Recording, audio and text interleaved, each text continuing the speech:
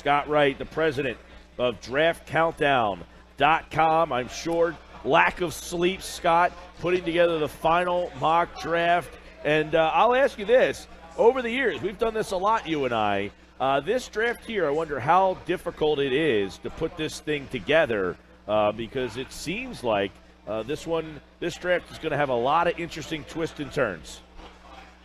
Yeah, there is, and usually it's just a matter of figuring out where the quarterbacks fit, and once you do that, you can kind of fill in the rest of the pieces, but it's even more difficult than that this year. The quarterbacks are still hard to figure out, but the intrigue is going to start right away. I mean, technically, I guess the number one overall pick, I'm sure we're going to talk about it, but I cannot fathom that the Browns would actually take Mitchell Trubisky, the quarterback from North Carolina, over Myles Garrett, but stranger things have happened in the draft, and this is the Cleveland Browns we're talking about, but it should be a pretty wild night, and not only at the top of the draft, but I think late round one tonight, we're going to see a lot of jockeying for quarterbacks. There's a chance we might only see one quarterback off the board in the first 24 picks, and then from 25 to 50, I think we might see 4 or 5. Well, Scott, let me give you the other side of the coin. When you're talking about Cleveland, the whispers going around, the skinny is that Jimmy Haslam's upset with what went on last year when Cleveland was at number 2 overall. And the spin by Sashi Brown and Paul DePodesta to him was that Carson Wentz would never be a top 20 quarterback in this league, and this draft class would be better than last year's. Now they go back into his office saying the exact opposites. Is there any possibility the owner puts his foot down, gets involved, and that's why Trubisky comes number 1 off the board? Sure, it's possible. I mean, the buck stops with the owner. He gets what he wants. He's calling the shots ultimately. But the thing about this situation is the Browns don't have to choose. They can have their cake and eat it too. They can have both players. Pick Garrett number 1, and then they have a pick at number 12. There's a chance Trubisky could fall to them. But if they're worried about another team taking him, they have been stockpiling premium draft assets, not only this year, but next year they have 3 second-round picks. They have more than ammunition to move up as high as they need to go, whether it be number 6, number 5, number 4, number 2, whatever it might be. So, they're going to have to put their money where their mouth is in a few hours here, because if they truly do think Trubisky is worthy of taking, even considering taking over Garrett, well, then they should trade up and give whatever it takes to take him at number 2. I wouldn't do it, though. If Trubisky went number 1, he'd be the lowest-rated prospect to go number 1 since I've been doing this. He's my third-rated quarterback and my number 47 player overall. So I kind of, as a rule, don't like to criticize teams too much for what they do when it comes to quarterbacks in the draft, because I like to see them at least trying, as opposed to going out and signing some journeyman veteran who has no upside and they're just spinning their wheel. But if the Browns took Trubisky at number 1, especially over Garrett, that would definitely test the limits of my devotion to that philosophy. How fast, Scott Wright, DraftCountdown.com, how fast does San Francisco turn their card in if Garrett is on the board? Well, the ironic thing is, if Garrett's still there, I think the Niners would take him there, but they probably get all kinds of trade offers. Everybody would be shocked that Garrett's still available, and they might be able to get I don't know about a king's ransom, but a pretty darn good deal to move down, and they have said that they would like to move down. So that would just throw everything into disarray, and all bets would be off, and certainly my mock draft would be done. If Trubisky goes number 1 overall, the first 3 to 5 picks in my mock draft are all going to be gone. But I was thinking about it. It's like, if being wrong means thinking Myles Garrett's a much better prospect than Trubisky, I don't want to be right. So that's pretty funny. Scott, you have Jamal Adams, safety LSU, a guy who, if you watch him play, even if you thought the guy stunk, this guy has the passion and leadership skills that he could walk into a locker room and really change the culture. Does that factor in to San Francisco? Yeah, absolutely. I absolutely think if they make that pick at number 2, especially, that John Lynch is going to be targeting somebody like Adams or Solomon Thomas, who, not for only what they can bring on the field, but for what the leadership and intangibles they can steal off the field and in the locker room. And Jamal Adams is going in the top 3. If he doesn't go 2, I think he's going 3. And probably as clean of a prospect as there is in this draft. You know how it is. You go through this draft process that goes on months and months, and usually guys start to get nitpicked apart, and you find every little flaw and magnify it. That didn't happen with Jamal Adams. Everybody consistently throughout the entire process loves Jamal Adams, not only as a player, but just as rave reviews for his intangibles as just about any prospect I've seen. So I said at the beginning of this week there was two things I was confident about. Myles Garrett was going number 1 overall, and Jamal Adams was going in the top 5. And I might have been wrong on both accounts. Garrett might not go number 1, and Adams might not make it all the way to 5. I think he's going in the top 3. How about the Fournette question? What teams do we start with when you talk about him? How far down could he fall? I think the conversation starts at number 2. I think he's in the discussion, at least for the 49ers. I have him going to the Jaguars at number 4 overall in my final mock draft. I think that would be a match made in NFL draft heaven. The Jets at 6 are going to be in the mix. Panthers at 8, Bengals at 9. So there's plenty of landing spots for Fournette in that top 5 to 10 overall. And but it's interesting. There are scenarios where Christian McCaffrey, the running back from Stanford, could actually be the first player off the board at that position. But both are going to be top 10 overall picks. And kind of an interesting thing I'm going to watch at the top of this draft is in Leonard Fournette and O.J. Howard, the tight end from Alabama, they're such special prospects at their respective positions. I think they could end up being selected by teams that don't necessarily have glaring needs because they're just too good to pass up. All right, Scott, obviously we're in Philadelphia in the shadow of the Art Museum, so this is a very, very big draft for the Eagles, who have sort of moved forward with Carson Wentz now as the face of the franchise. Do you advocate at number 14 overall doing everything possible to get an offensive playmaker to sort of build around the potential franchise quarterback, or could you see them really addressing their most obvious need, which would be the cornerback position? Yeah, the Eagles is kind of an interesting situation for them at 14, and they may have had to rearrange their plans to a certain degree the last couple of months. And I, like a lot of people, thought they would be looking at a cornerback in the first round. I think that's their greatest need. And a couple of months ago, it looked like there were going to be 4 really good cover guys in that top tier, but it's been a war of attrition. First, Sidney Jones from Washington went down with an Achilles injury at his pro day. It's going to take him out of the first-round mix. And then earlier this week, Gary Conley from Ohio State is the subject of off-the-field allegations that I think are going to potentially lead to a free fall in the draft, but probably out of round 1. So all of a sudden the Eagles thought, well, there's 4 good corners. One of them, or maybe even 2 of them, will be there at 14. As it stands, now there's only 2, and they might be out of luck when it comes to corners. So if that's the case, instead of maybe reaching for Kevin King from Washington or Tre'Davious White from LSU or even an Adoree Jackson from USC, maybe they switch tactics and shift their attention to the offensive side of the ball for a playmaker, like you mentioned. And Dalvin Cook, the running back from Florida State's been mentioned there, but I think John Ross, is the wide receiver from Washington, is the better fit, assuming they're comfortable with his medicals, because he is an explosive playmaker. He's been compared to Deshaun Jackson, who Eagles fans, I'm sure, are very familiar with, and he would certainly bring a different dimension to that offense.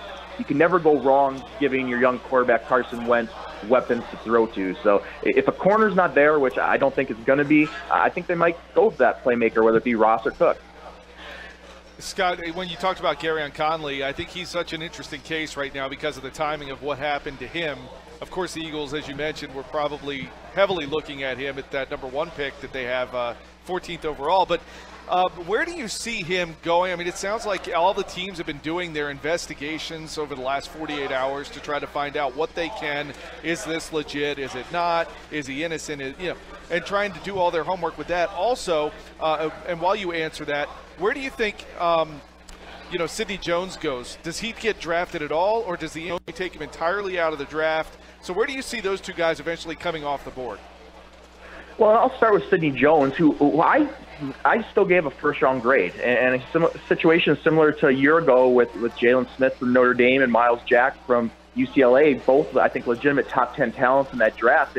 They fell to round 2 because of injuries, but I kept my grades because I think you have to take the long-term view in the draft. Sure, Sidney Jones, he had this injury. They say it's a 6-month recovery time, which will put his availability for the start of his rookie season a little bit in question, but boy, I'm not going to pass on a guy who I think is a top 10, top 12 overall talent, just because he might miss the first month of his rookie season or first month and a half. So I still think Sidney Jones goes on day 2 and maybe in the second round. That's where I would be taking him, and I would absolutely take the long-term view with him. And Gary Conley, it's just an awful situation, and the timing couldn't be worse, and because teams just don't have much time to go back and do their due diligence. Whereas with Joe Mixon, that situation happened 2 years ago. Teams have investigated that up and down. They have all their I's crossed and all I's dotted and their T's crossed. And but they haven't necessarily had that opportunity with Gary Conley. So I think he falls out of the first round. Maybe he ends up with a team like the Dolphins at 22 who need a corner. And, they stopped Laramie Tunsil's slide a year ago. But, boy, the draft is for the most part, is such a positive day for all these teams. I don't know that they're going to want to deal with the fallout that would come with taking Conley in the first round, considering the allegations that are hanging over his head. And, the only comparable situation I can kind of think of recently is Lyle Collins a couple years ago, who was going to be a top 20 overall pick.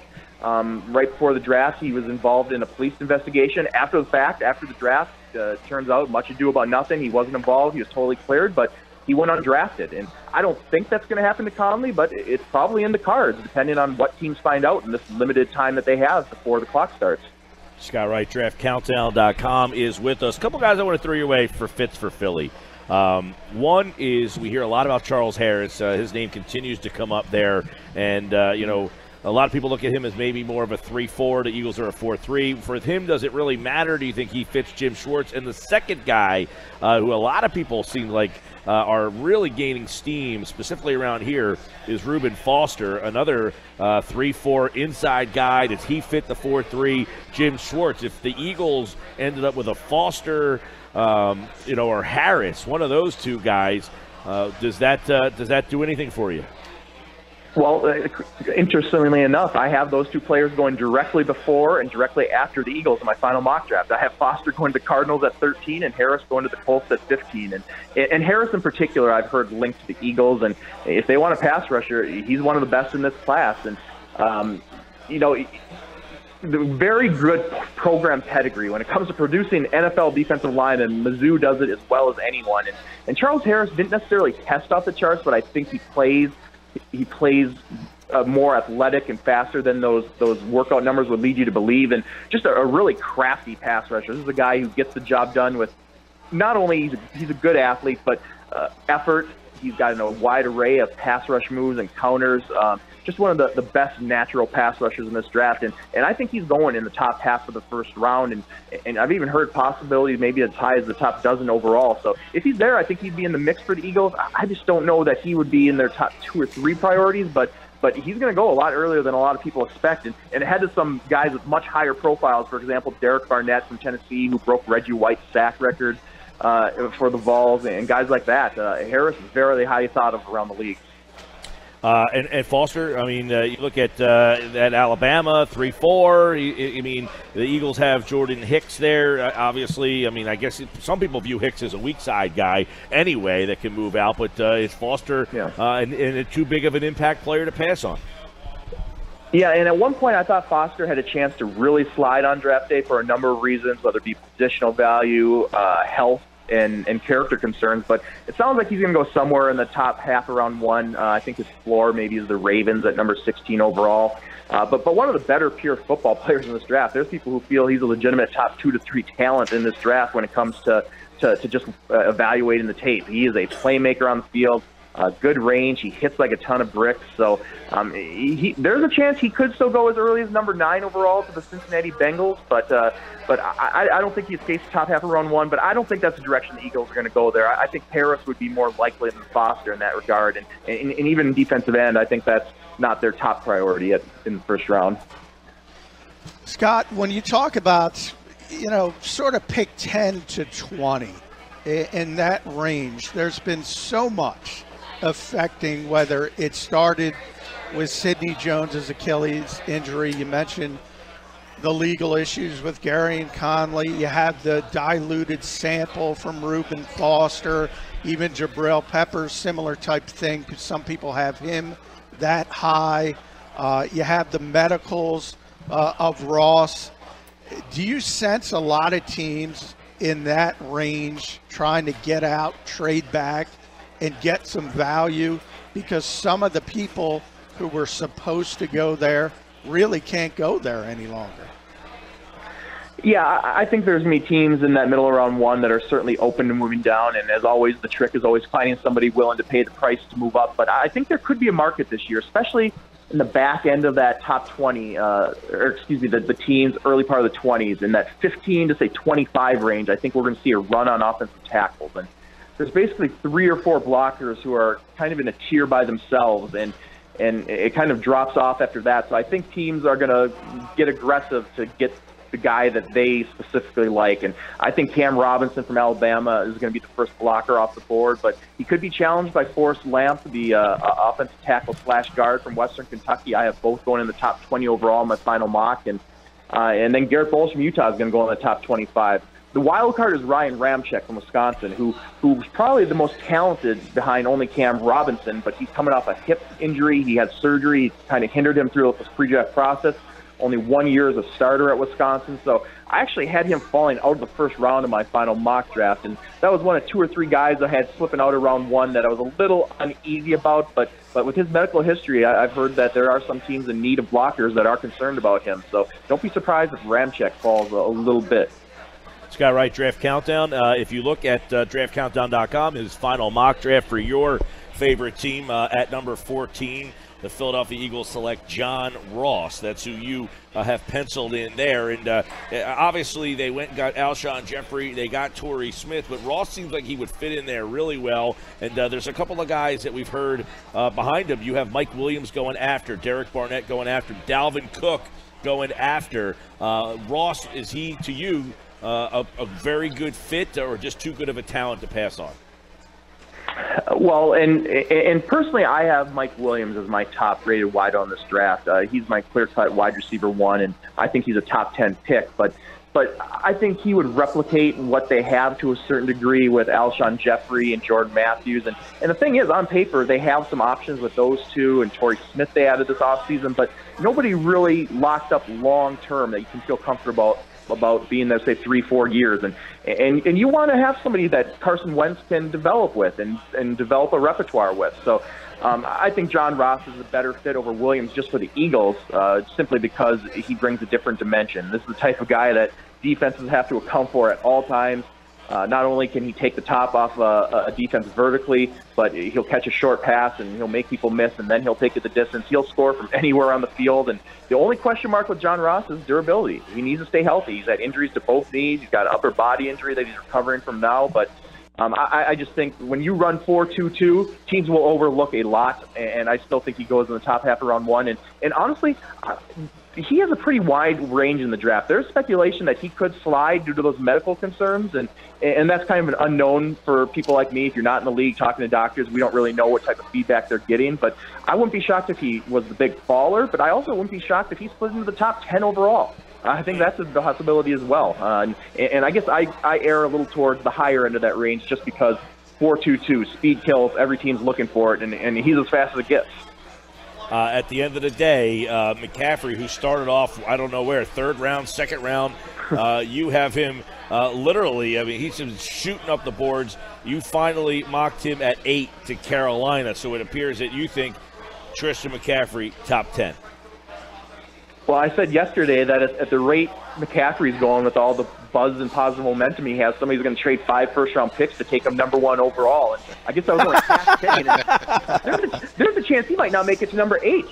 That might be his absolute floor. And there's talk that the Chargers could take him at 7. Maybe somebody trades up ahead of the Panthers to get him. I'm a little leery about taking players like that so early in the draft, simply because you hear teams talk about, well, we're going to get creative. We're going to game plan touches. We're going to get the ball in his hands. And they rarely do, at least not to the degree they should. So that's what concerns me a little bit with McCaffrey, and I would have a big problem with him going ahead of Leonard Fournette, especially. I just don't think those two are even in the same category. But one of the most interesting situations in this draft would be if the Panthers are sitting there at 8 and both Fournette and McCaffrey are on the clock. And that's possible. That could happen. And in that scenario, I'm not so sure the Panthers wouldn't take McCaffrey over Fournette. And Fournette, I think, would go with the very next pick, the Bengals. Wow. But that's something to watch out for. McCaffrey is almost universally loved. Other than Jamal Adams, he might be getting as much positive commentary around the league as anybody. And also Hassan Reddick, the linebacker from Temple. He's going to go in the top 10, 12 overall, too, I think. Yeah, Scott, I'm in that camp that loves McCaffrey. I think he's such a unique player. And that's player. saying a lot. John doesn't like anybody. Yeah, that's true. And while I say I agree with what you said, when you hear coaches use the term manufacture touches, I think Cordero Patterson, perfect example of that. You can't manufacture touches for a guy like that who can't run routes. The difference is McCaffrey can do everything. He could run routes better than most of the receivers in this draft. And that's the reason why I think this time coaches are right and they will be able to use him. Yeah, he really can. And if he was a wide receiver prospect, he'd be going in the top 3 rounds just as a wide receiver, in addition to what he brings to the table as a runner and also an outstanding return man. And you mentioned Cordero Patterson, but I think back to Teddy Ginn, to Tavon Austin. Lots of examples of these jack-of-all-trades that don't never quite live up to expectations. But then on the other end of the spectrum, you could look at the best-case scenario, and McCaffrey gets compared to Marshall Faulk, to Reggie Bush, and those are pretty good comparisons. So regardless of what I think, he's going early. I don't think he's escaping the top 10, and if there's a big shocker tonight in terms of a guy who comes off the board, quite a bit earlier than expected, even though he's expected to be a top 10 pick, but could somebody trade up and take him at 5 or 6? I wouldn't rule it out. He has a lot of fans, not only because of the talent, but because he's so clean off the field, and teams are just so confident in him as a person. All right, Scott Wright, he'll be back on tomorrow at 3:05 to recap the first round and preview rounds 2 and 3 tomorrow, 3:05. Scott Wright right here on the Sports Best. Check out draftcountdown.com to check out his final mock draft and all his final rankings for tonight's NFL Draft live right here in Philadelphia. Scott, I look forward to tomorrow, and the anticipation is killing all of us. Happy draft day.